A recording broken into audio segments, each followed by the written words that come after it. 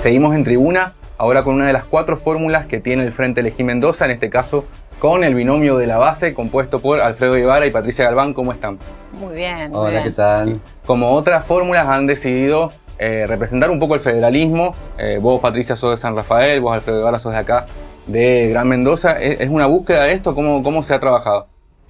Sí, la verdad que sí, porque es importante que esté representado todo el territorio de la provincia. Y bueno, todos sabemos que Mendoza tiene todo el oasis norte, pero también, aparte del Valle de Uco, tiene con muchísima fuerza y muchísimo potencial el sur. Tal cual.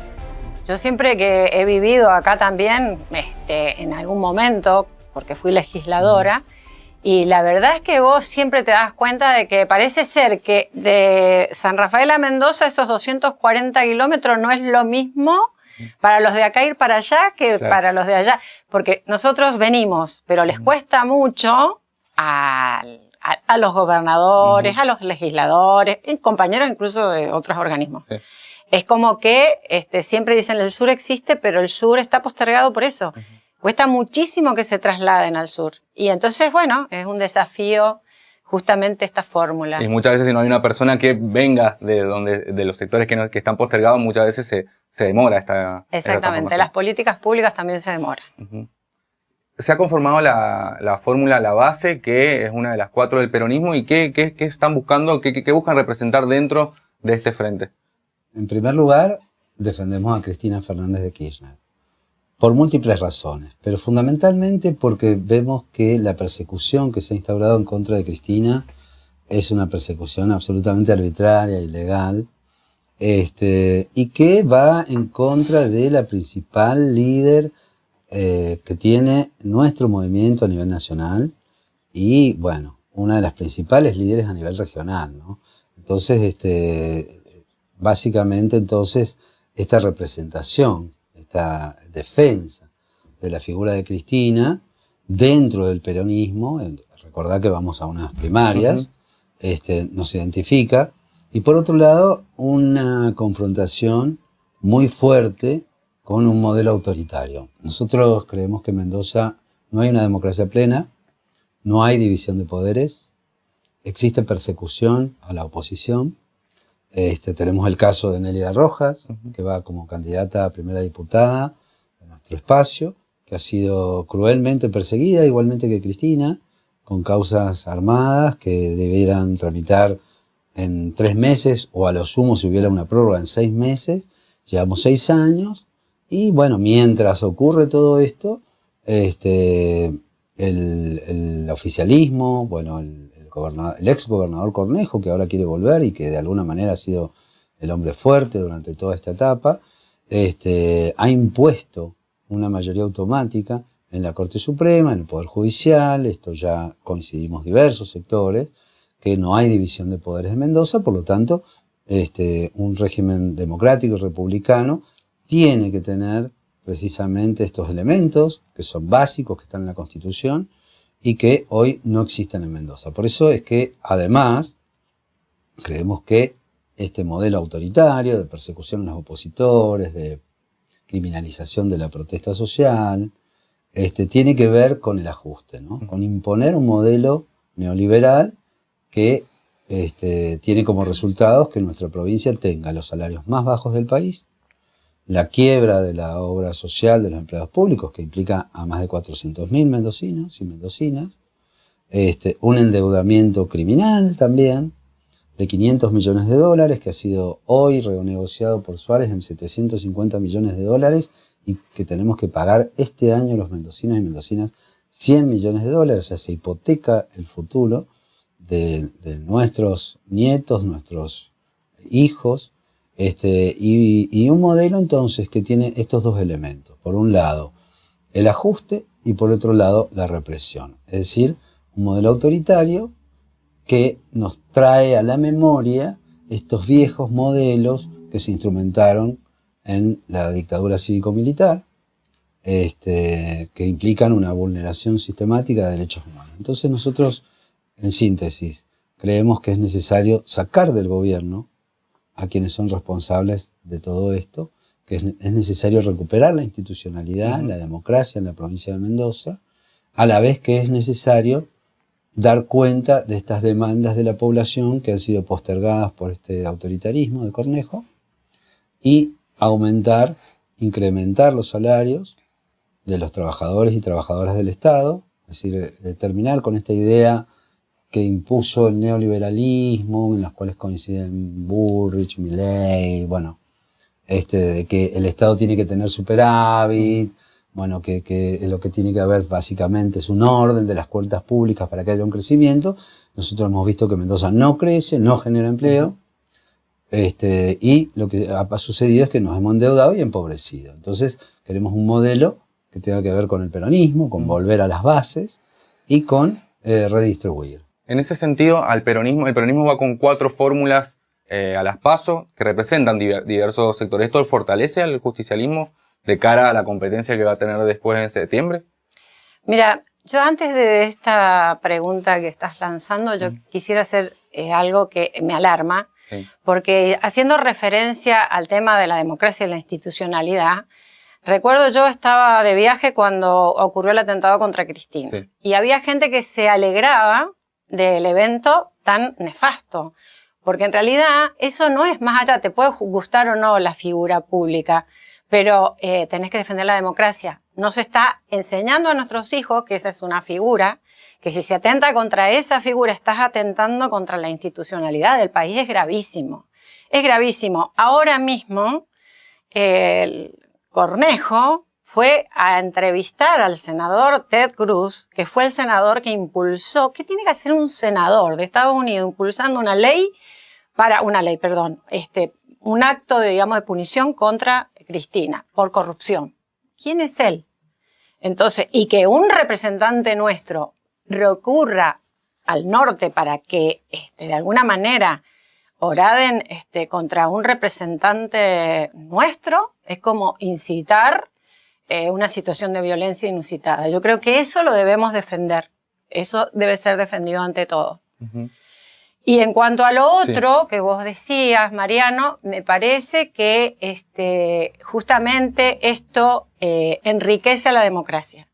Creo que las PASO por algo se implementaron, ¿no? Y tiene que ver con que antes hablábamos de las listas sábanas, donde, bueno, pueden pasar cosas en las cuales por ahí no sean tan transparentes, pero siempre hay una posibilidad mayor de democracia. Porque nosotros tenemos, obviamente, la esencia es la misma, porque venimos todos del peronismo, del justicialismo, de lo que fue el proyecto nacional y popular. Pero además de eso, hay matices. Y nosotros estamos dentro de esos matices y tenemos alguna mirada distinta, diversa, y entonces me parece que está muy bien que en unas pasos se dirima esta controversia. Esto que comentabas sobre el avasallamiento de la democracia o algunas situaciones de ciertos sectores que ponen en jaque algunas construcciones que tiene la Argentina. ¿Cómo ven la situación electoral en la provincia, teniendo en cuenta que, por ejemplo, en las PASO del último 30 de abril, en los 7 departamentos hubo un fuerte voto nulo que muchos lo vincularon a un voto bronca? Hay un hartazgo contra la política, hay un hartazgo contra ciertos sectores. ¿Qué análisis se puede hacer por ese lado? Yo tengo una mirada, si querés, pero cortita. Yo creo que la gente vota con el bolsillo. Entonces, en realidad, es una costumbre que tenemos, digamos. La gente se enoja y la manera de expresar su enojo a veces es no concurriendo a las urnas. Creo que esto se va a revertir en la próxima votación, pero la verdad es que fue muy alto el porcentaje de no asistentes a la votación. En contra de Misiones, que tuvo un 75% de asistencia. Entonces, creo que por ahí alguien tendrá que reflexionar acerca de estos números. Sí, por ahí también incide a lo que dice la Pato, que tiene razón, porque hay un hartazgo de la política, que está claro. También tiene algo que ver la implementación del sistema de boleta única, ¿no? Que me parece que son cambios que hay que hacer. De alguna manera puede haber gente que todavía no tenga bien en claro de qué manera se articula el voto. Llevamos ya desde el 83, que se recuperó la democracia, con un sistema de votación y hoy se implementa uno nuevo. Entonces hay que ver cuáles son la incidencia de ambos factores, ¿no? Por un lado, lo que plantea la Pato en el sentido del hartazgo y por otro lado, las dificultades que pueda haber en la implementación de este nuevo sistema. En ese sentido, ¿cómo puede trabajar el peronismo para recuperar alguna competitividad que ha perdido en los últimos años porque no ha podido ganar elecciones a nivel provincial? Bueno, me parece que pasa por este tema, ¿no? Hay dos modelos, básicamente. ¿Por qué hay dos modelos?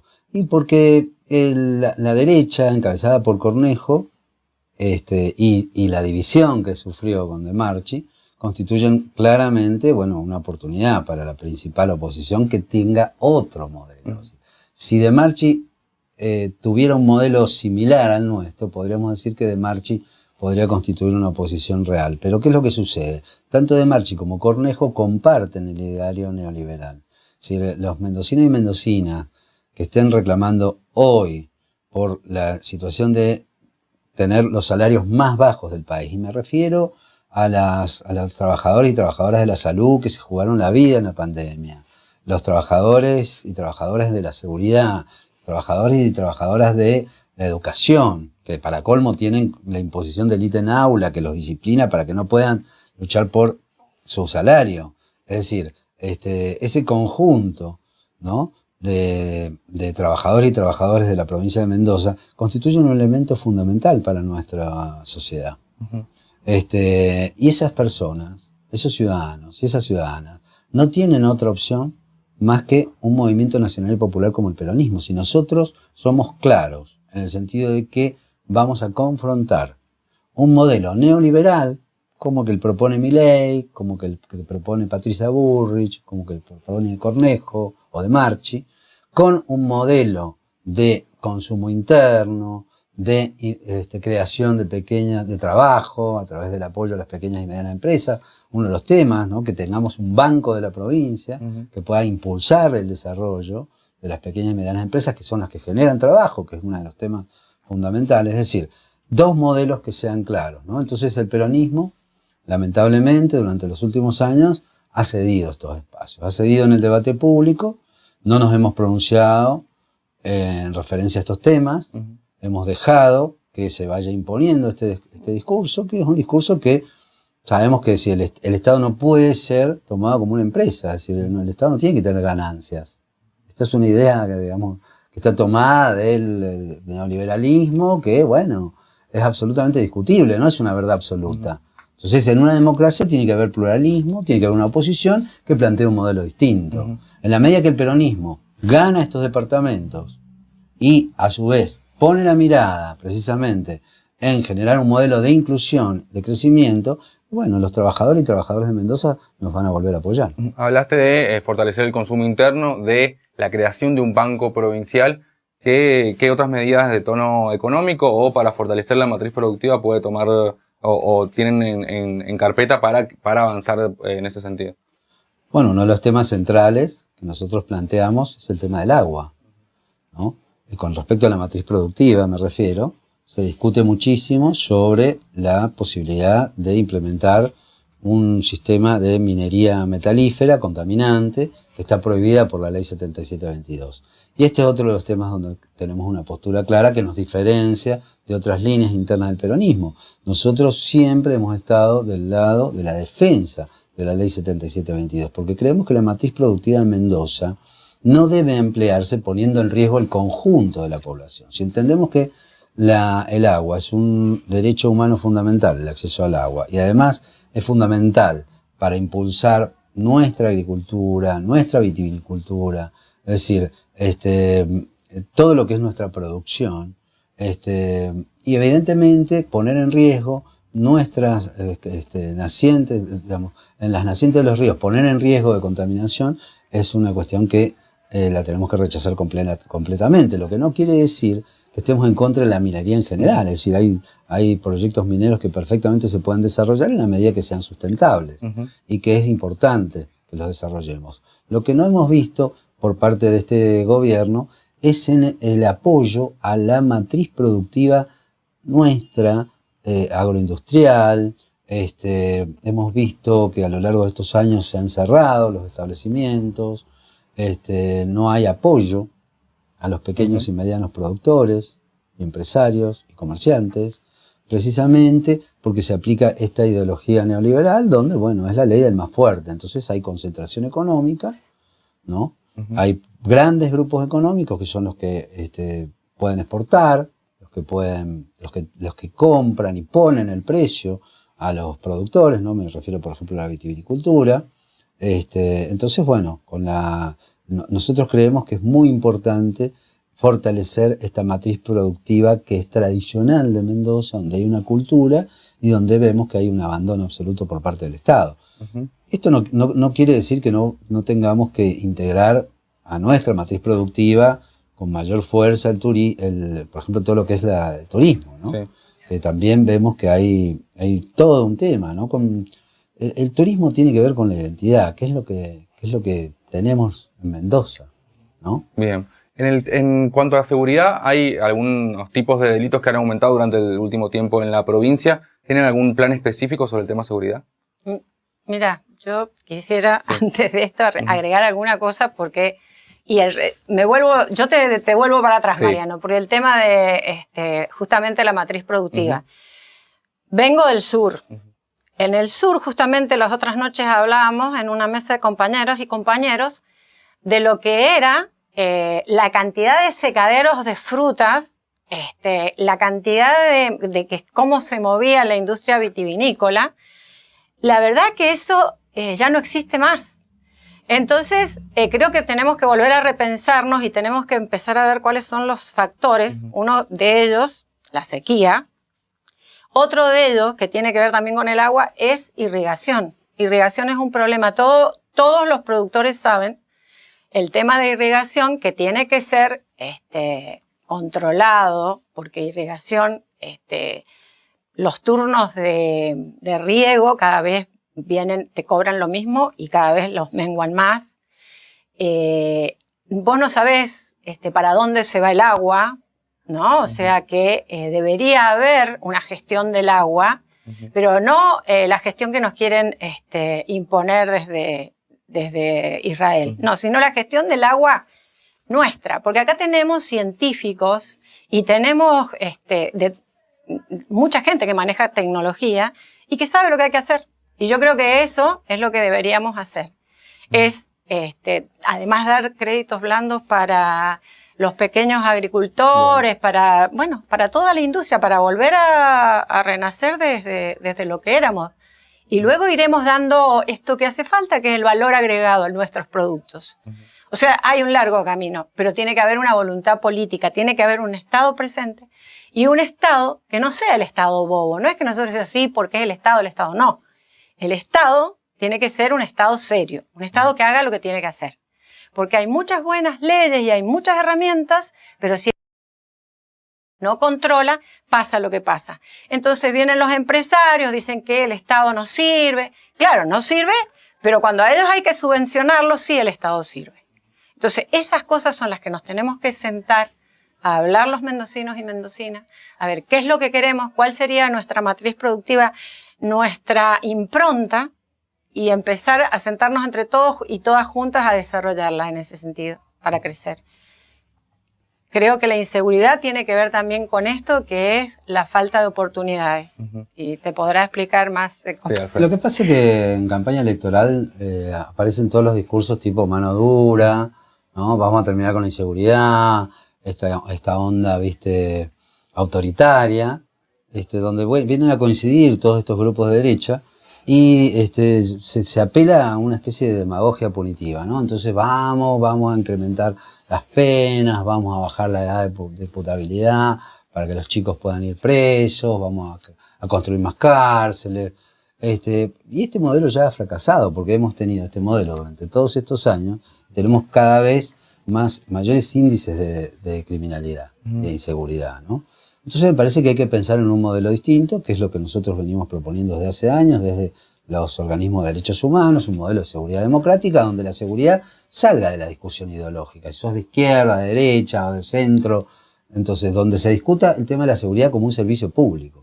No puede ser que uno llame al 911 y no tengamos la presencia policial en forma inmediata. Ya tenemos casos terribles acá en Mendoza al respecto.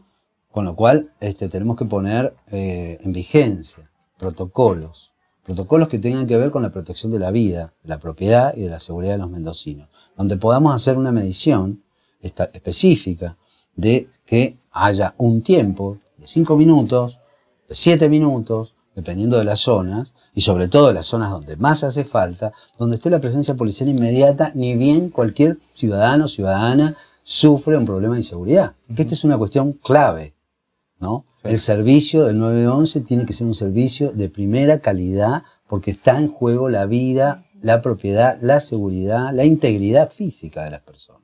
Entonces, saquemos el tema de la ideología y pensémoslo como un servicio público. Un servicio público que tiene que tener los recursos que tiene que tener.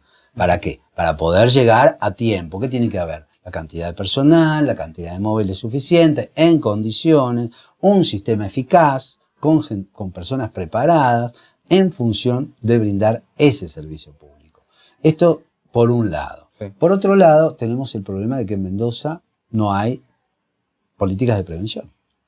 Entonces, ¿qué tenemos? Personas que cometen algún delito, que por algún motivo ingresan y salen del sistema penal, ya sean jóvenes, ya sean adultos, pero son personas que no tienen ningún tipo de seguimiento. Cuando nosotros tenemos la posibilidad de tener agentes de libertad condicional, personas que hagan un seguimiento y que garanticen una inclusión social y laboral, bueno, para evitar la reincidencia. Sí, ahí te lo enlazo con otra cosa. Hablabas de la seguridad como servicio público. La justicia también está en este mismo camino. ¿Cómo ves a la justicia y qué otros cambios como el que estás hablando se pueden realizar? No, la justicia es un desastre. Es decir, yo creo que nadie defiende al Poder Judicial tal cual está integrado hoy. Recordemos que, ayer tomamos conocimiento de que la Relatoría para la Independencia de los Magistrados de las Naciones Unidas emitió una recomendación y un pedido de informes al gobierno de Mendoza y a la Suprema Corte de Justicia de Mendoza por la persecución a la doctora Alejandra Mauricio, una jueza de garantías de la provincia, hoy del del Juzgado Penal Colegiado, que ha sido objeto de amenazas y de presiones indebidas por parte del gobierno. Entonces hay un disciplinamiento, ¿no? Una presión por parte del gobierno hacia la justicia.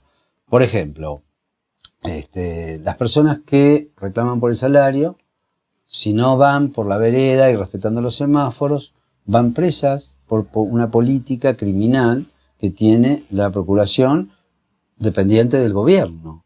Esto afecta la libertad de expresión y, por otro lado, desvía recursos humanos y materiales que debieran ser dedicados a la seguridad de las personas, ¿no? Entonces, un Estado autoritario que coloca a la policía para la represión del conflicto social y no para la represión y prevención de los delitos.